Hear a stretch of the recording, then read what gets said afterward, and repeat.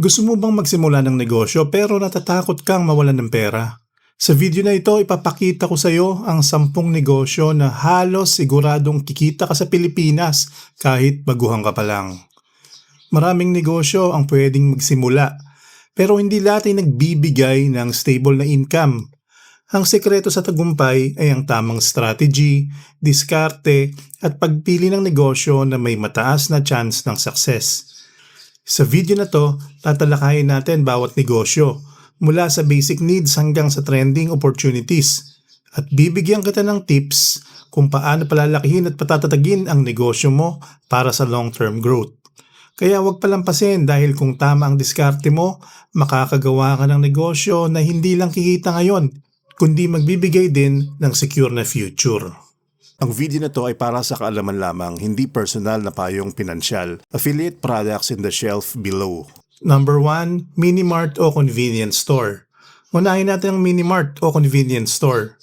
Alam mo ba kahit maliit lang ang tindahan, may laging bibili ng pagkain, inumin, at pang-araw-araw na gamit? Sa bawat araw, may laging customer sa neighborhood, mula sa estudyante, empleyado, hanggang sa pamilya sa paligid. Kaya tuloy-tuloy ang kita araw-araw, lingguhan o buwan-buwan depende sa laki ng tindahan. Kontrolado mo rin ang negosyo. Maaari kang pumili ng supplier, presyo at produkto. Pwede kang magdagdag ng promos o discounts sa loyal customers o gumawa ng bundle deals na swak sa budget ng neighborhood. Hindi lang kita ang nandun. Habang lumalaki ang komunidad, tumataas rin ang value ng property at negosyo mo, kaya parang double benefit sa cash flow at asset appreciation. Ang tip ko sa'yo, pumili ka ng lokasyon na malapit sa residential area, sa school o opisina. Maaari ka ring mag-offer ng small online delivery sa neighborhood para mas dumami ang benta at maabot ang mas abala o busy na tao. Tandaan, ang consistency sa quality ng produkto at serbisyo ang magpapanatili ng long-term success mo. Number 2, coffee shop o small cafe. Sunod naman, coffee shop o small cafe. Kape at iba pang inumin ay parte na ng araw-araw na routine ng maraming tao, lalo na sa lungsod o business district.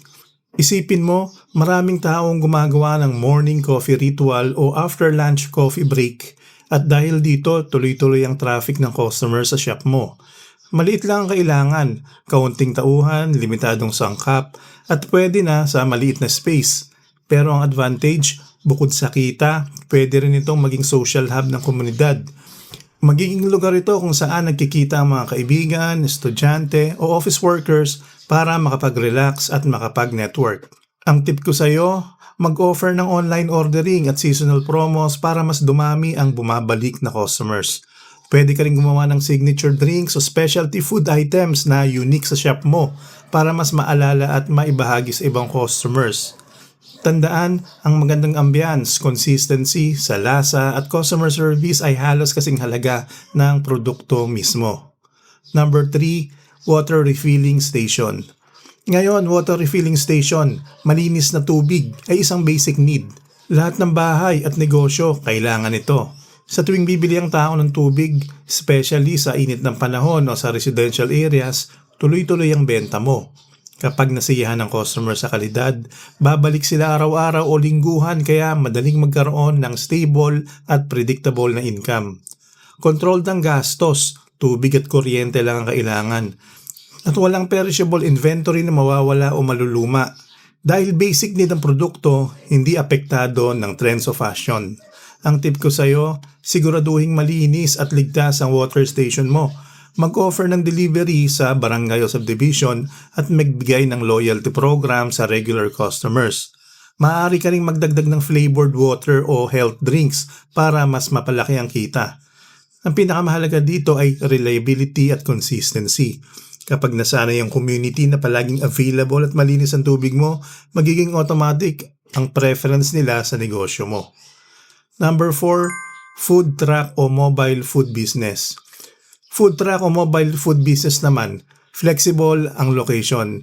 Pwede sa events, school campuses, business districts o kahit sa parks at festival.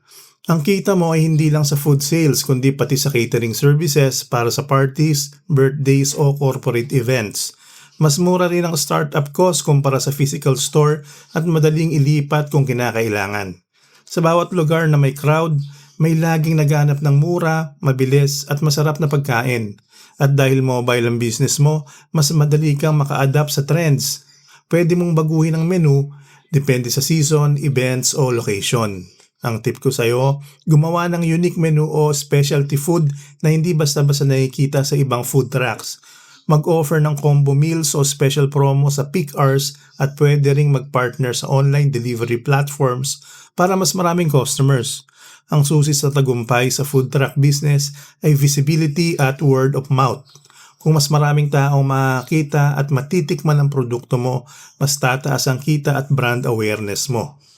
Number 5, fitness center o gym. Sa panahon ngayon, patuloy ang pangangailangan para sa kalusugan at wellness, lalo na sa urban areas. Maraming tao ang willing magbayad ng buwanang membership para mapanatili ang kanilang fitness. Kaya predictable ang cash flow mo buwan-buwan. Bukod sa membership, pwede ka rin mag-offer ng personal training at diet plans at online fitness classes. Sa ganitong paraan, hindi lang physical space ang nagbe-benefit sa negosyo mo, kundi pati digital reach at branding mo. Ang tip ko sa'yo, siguraduhin malinis at maayos ang gym equipment at may excellent customer service. Mag-offer ng referral programs. Kapag may nagdala ng kaibigan, may discount sila o reward. Maaari ring gumawa ng seasonal challenges o group classes para mas engaging ang experience ng members. Sa fitness industry, ang community building ay isa sa pinakamahalagang factor sa long-term success. Number 6, pet shop o pet services.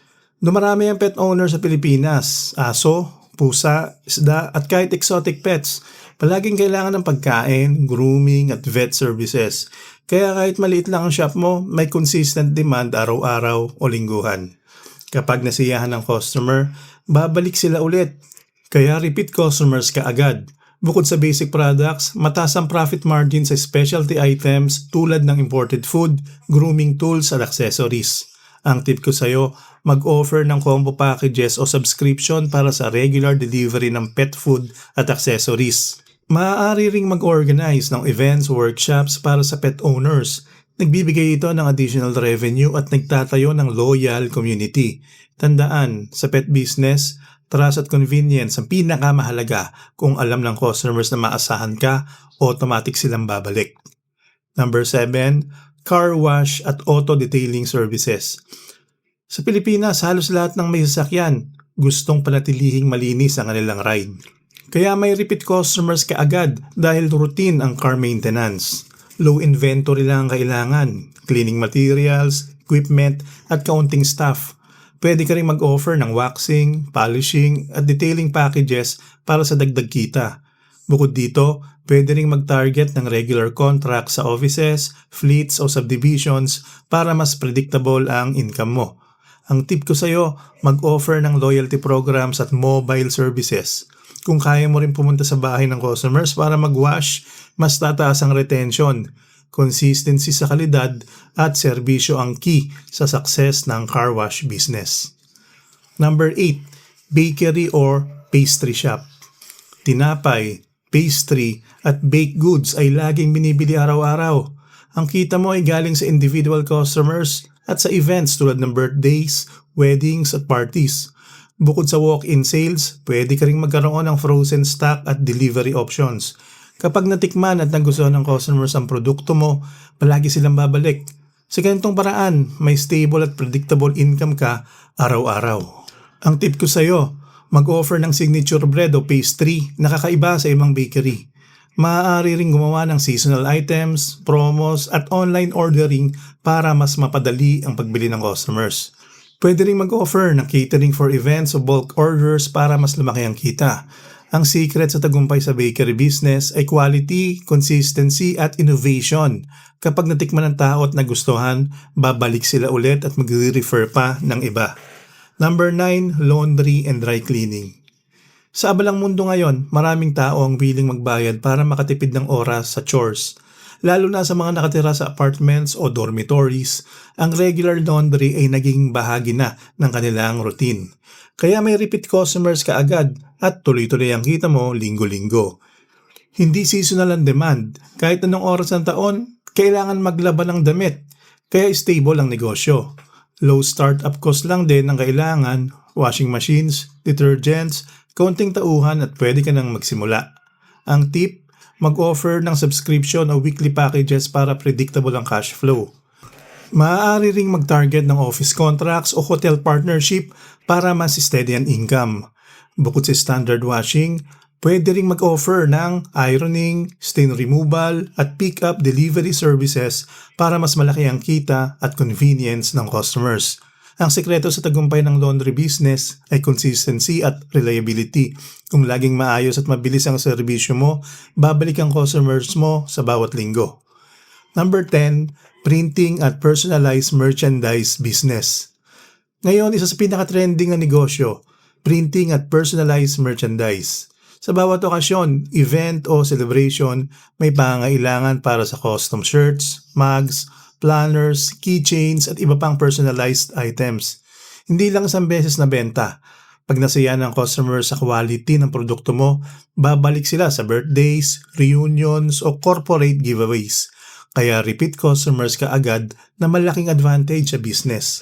Control ng gastos, kailangan mo lang ng printer, materials at kaunting tauhan kaya madaling i-manage kahit startup ka pa lang. At dahil personalized ang produkto, mataas ang profit margin kumpara sa generic items. Unlimited ang market, from estudyante, office workers, entrepreneurs, hanggang sa organizations at companies. At dahil may events at celebrations taon-taon, tuloy-tuloy ang demand. Ang tip ko sa'yo, mag-focus sa quality, mabilis na delivery, at magandang customer service. Mag-offer ng bundles o packages para sa schools at corporate clients. Maaari ring mag-implement ng online ordering at social media marketing para mas maabot ang mas malaking audience. Sa ganitong paraan, hindi lang kita ang dumarami, kundi nagtatayo ka rin ng long-term relationships sa bawat customer mo. Ang mga negosyong to, mula sa mini-mart hanggang sa personalized merchandise, ay nangangailangan ng puhunan at effort. Pero sila ang may pinakamatataas na tsansa ng tagumpay sa Pilipinas. Hindi lang ito tungkol sa kita. Kailangan mo rin ng kaalaman, tamang diskarte at malinaw na plano para magtagumpay sa negosyo. Ang pinaka-importanting puhunan mo ay ang isip at mindset mo. Kapag tama ang diskarte at aksyon mo, walang imposible sa pagyaman. Kung nagustuhan mo ang video na ito, huwag kalimutan i-like, i-share at mag-subscribe para sa mas marami pang tips sa negosyo at financial freedom. Tandaan, sa bawat negosyo, consistency, kalidad at tamang strategy ang susi sa long-term success. Kaya simulan mo na ngayon at gawing investment ang oras at effort mo para sa mas matatag na future.